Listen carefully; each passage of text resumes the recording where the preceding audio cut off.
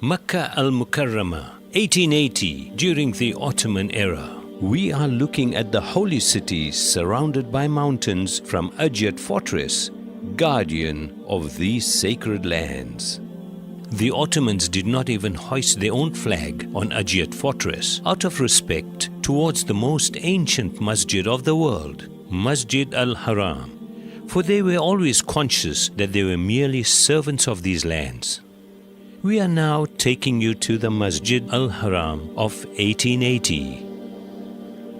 The construction of the holy ground, whose first architectural drawings were made by architect Sinan, was completed according to the style during the reign of Sultan Murad III in 1576.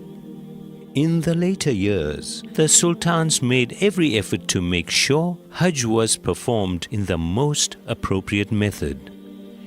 If we pay close attention, we can see that all the buildings in the vicinity were built observing a sensitivity, making sure that none overshadowed Kaaba al-Mu'azzama.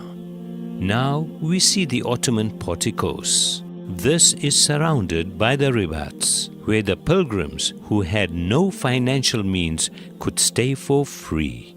The Suleymaniya Madrasa, built adjacent to Masjid Al-Haram, indicates how much the Ottomans valued education.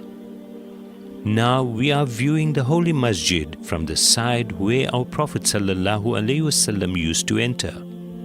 We are before Bab as-Salam, the Gate of Salam, constructed in the glorious memory of Rasulullah ﷺ. The names of the Ottoman sultans, from Osman Ghazi to Sultan Murad III, are inscribed on its door. We pass under the porticos, proceed across the sand, and reach the Tawaf area covered with white marble. The Bani Shayba Gate, which we are standing in front of, bears the memory of Rasulullah ﷺ and the Shayba family, the custodians of the keys of the Kaaba al-Mu'azzama. During those times, the Hujjaj or pilgrims entered the masjid for tawaf, passing through the Bani Shayba gate, and continued to the right in accordance with Sunnah of Nabi sallallahu alaihi wasallam. We too are doing so. Firstly, we are met by the member commissioned and sent by Suleiman the Magnificent from Istanbul in 1558. The 4 different buildings that we are passing now are the stations representing the 4 madhabs of Ahl al-Sunnah. The larger of these, the Hanafi station, is directly opposite the Golden Groove. At that time, prayers were not led by a single imam, but every imam of each madhabs led prayers in these places. The Tawaf area was surrounded by oil lamps to facilitate evening prayers. By virtue of the love of these holy places, rose oil was used in these oil lamps. As we move from the corner of Al-Sham to the corner of Yemen, by passing the Maliki and Hanbali stations, we are right opposite Hajar al-Aswad.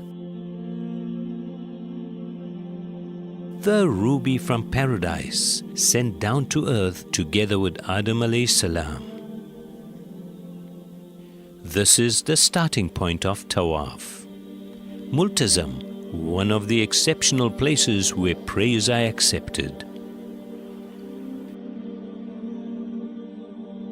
By visiting the Hijr al-Ismail and the Golden Groove, we are coming to the front of the door of the Kaaba al-Mu'azzama.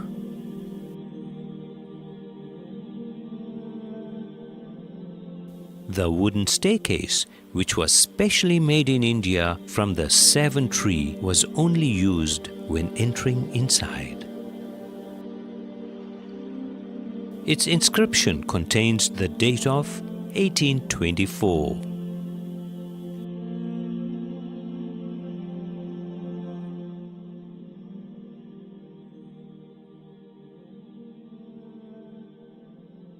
And now we are at the door of Baytullah.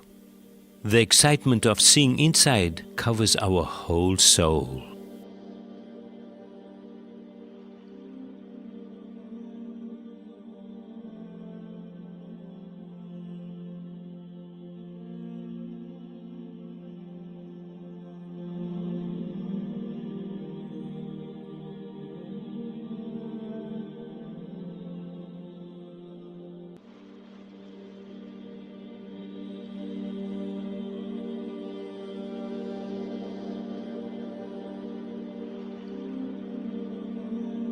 by remembering Ibrahim alayhi salam, the constructor of Kaaba Al-Muazzama, we are passing towards Maqam Ibrahim, mentioned in 2 places in the Holy Quran.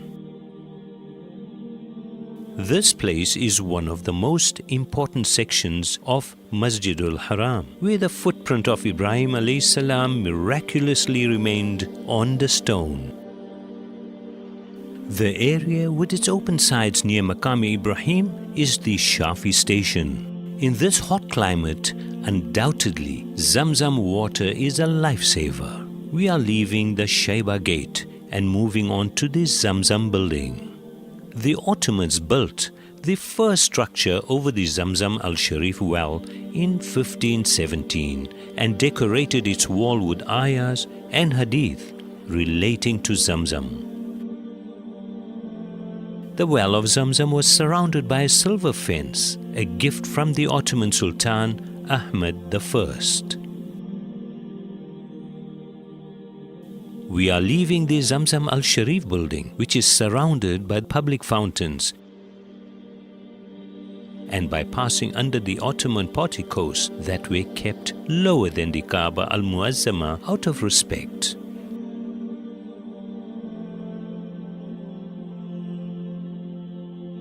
We are coming to the Sa'i area. We are at the starting point of Sa'i on Safa Hill. Rasulullah sallallahu alayhi wasallam climbed up to Safa Hill on the first day he started to preach Islam openly and gathered all the Quraysh around this hill. The Sa'i area is located inside the Ibrahim Valley, which opens to the direction of Arafat, Muzdalifah and Mina, where Hajj is performed. Carrying many memories from the Asr as-Sada, this field, which is 20 meters wide and 394 meters long, was a place independent of Masjid al-Haram and integrated with the city life at that time. It was left uncovered and untouched in order to understand the hardship that Mother Hazrat Hajar faced and to feel a bit of what she was going through. Viewing the city from Marwa, the end point of the Sa'i, we are moving on to the neighborhood and the house where Rasulullah sallallahu alaihi wasallam honored the world with his joyous birth.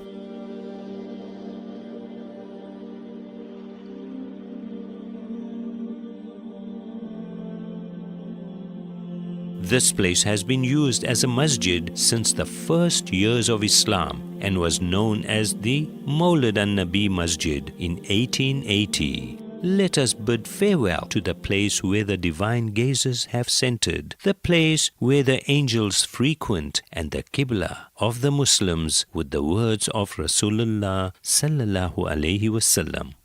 O Makkah, you are surely the best of places created by Allah, and you are the most beloved to Allah. Shukran and Assalamu alaikum wa rahmatullahi wa barakatuh.